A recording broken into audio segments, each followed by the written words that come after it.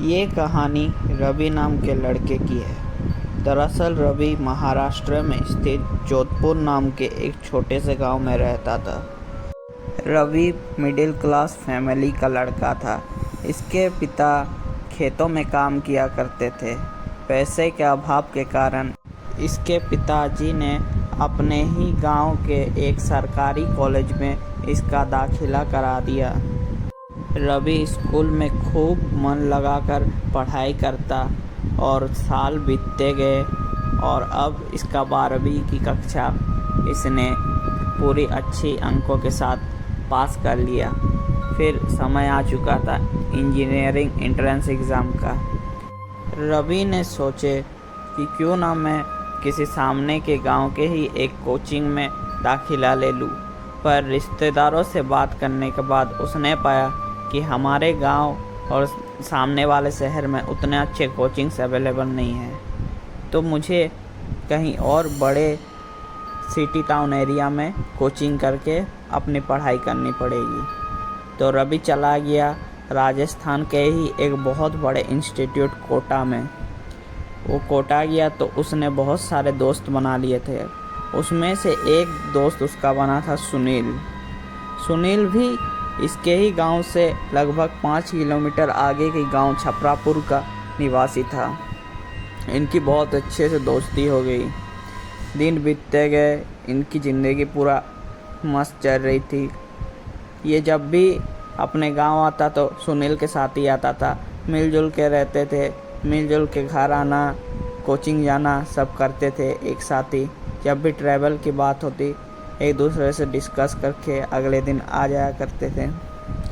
अब क्या होता है, नवरात्रि का दिन चल रहा था तो रवि को उसके माँ की ओर से कॉल आता है, बेटा तुम्हारा तो नवरात्रि में छुट्टी पड़ गया हुआ, तो तुम एक काम करो, तुम हमारे यहाँ नवरात्रि मनाने आ जाओ।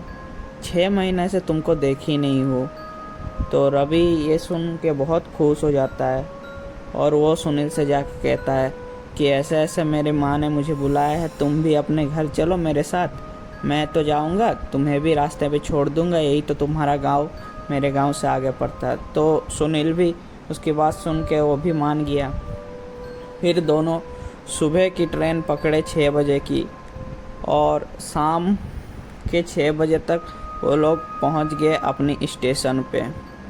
तो स्टेशन से इनका घर और 15 किलोमीटर दूरी पे था।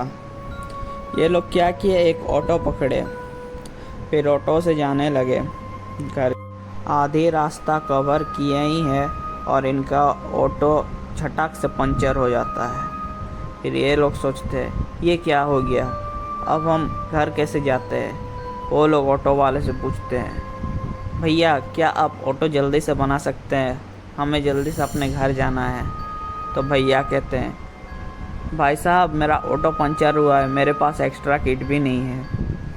तब सुनील भड़क जाता है, कैसे ऑटो वाले हो यार, एक एक्स्ट्रा तुम अपना खुद का चक्का भी नहीं लेके घूमते, हम लोग तो फंस गए, अब हम कैसे जाएं इन सुनसान रास्ते से। फिर इन्हें थोड़ी आगे ही एक ढाबा दिखाई देता है।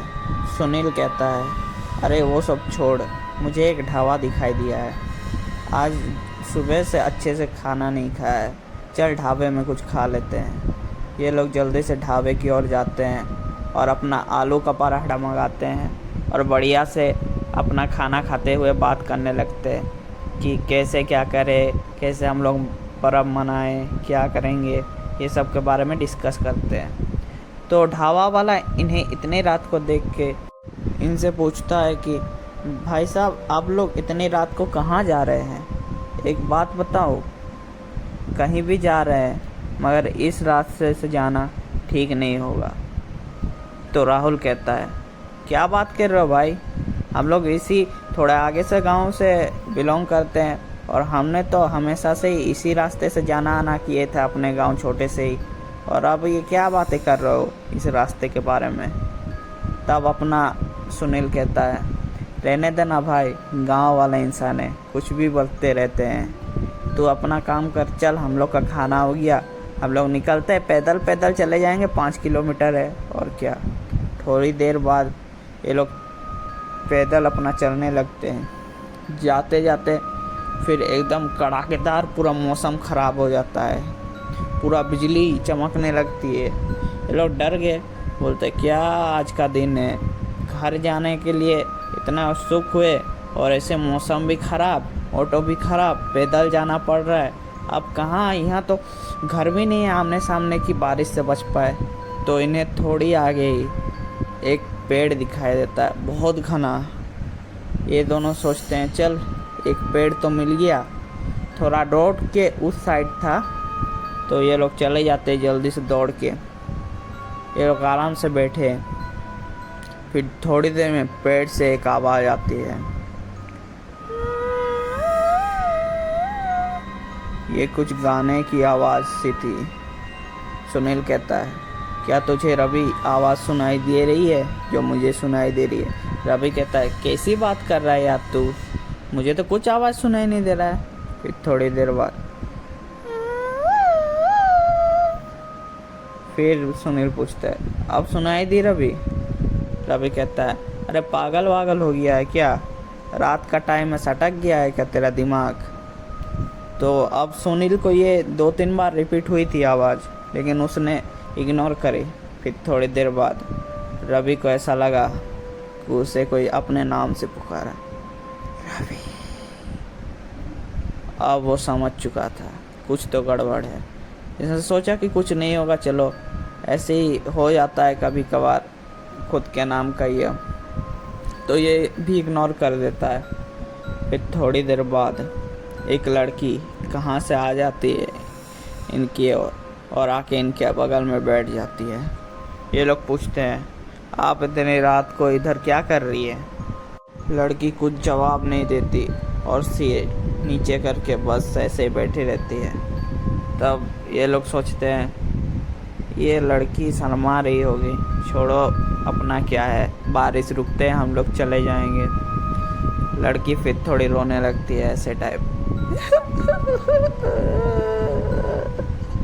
ये लोग पूछते हैं क्या प्रॉब्लम है मैडम, कुछ हुआ है क्या? तो इन्हें लड़की कहती है मैं ना यहाँ से ही, मेरा घर 2 किलोमीटर से दूर है, मैं यहाँ से अभी जा नहीं पा रही हूँ, मुझे प्लीज़ मेरे घर पहुँचा दो ना। तब लड़की कहती है मैं 2 साल पहले यहाँ से स्कूटी से अपने जा रही थी, फिर मैं वहीं एक्सीडेंट हो गया मेरा, मैंने 2 साल से अपना घर नहीं गई हूँ। तो सुनील मजाक में कह देता है क्या मैडम घर से निकाल दिए हो क्या, ऐसी ऐसी बातें बना रही हो, ऐसे हम लोग को बुद्धू मत बनाओ, चले जाना अपने घर, बेकार में क्यों यहाँ हमारा माथा चाट रही हो। फिर लड़की अपना सिर उठाती है और पूरा चिल्लाती है पूरा ज़ोर ज़ोर से। ये लोग देख के शौक, क्योंकि लड़की का आधा चेहरा पूरा जला हुआ था, उसकी हेयर टकली हो गई थी, उसके 2 आँख लाल एकदम बाहर निकले हुए और उसका पूरा शरीर एकदम फूला। फिर क्या होता है, इन्हें पूरा दौड़ाने लगते हैं, राहुल और रवि को पूरा दौड़ाते हैं, पूरा 1 किलोमीटर तक ऐसे भागते हैं जैसे कुश्ती के मैदान में ये लोग दौड़ रहे हैं, पूरा भागते हैं मैराथन के मैदान वाले जैसे। फिर लड़की और तेज़ दौड़ती है, अब लड़की राहुल को पकड़ लेती है क्योंकि उसने मजाक उड़ा दिया था उस शक्ति का, और राहुल के सीने से उसका दिल निकाल के खा जाती है। रवि देख के शौक वो बेहोश हो जाता है, फिर उसे कुछ नहीं पता उसके साथ क्या हुआ। दूसरे दिन उनके परिवार वाले उनको खोजते खोजते उस पॉइंट तक पहुंचते हैं और देखते हैं कि रवि बेहोश है, और जब राहुल को देखते हैं तो सब लोग शॉक हो जाते हैं क्योंकि राहुल का दिल किसी ने निकाल लिया था और ऐसा लग रहा था कि किसी ने हाथ से पूरा उसके दिल के अंदर हाथ घुसा के उसका दिल निकाला हो। फिर पुलिस आई, पुलिस ने इन्वेस्टिगेट किए, पूरा केस छानबीन किए, पर कुछ सुराग नहीं मिलता। रवि से पूछताछ किए तो रवि ने जो सारी घटना हुई थी सब बता दिए। पुलिस भी पहले विश्वास नहीं करे, पर सबूत ना होने के कारण उन्हें भी ये मानना पड़ा कि इसे किसी शैतानी शक्ति ने मार दिया। और ये कहानी समाप्त।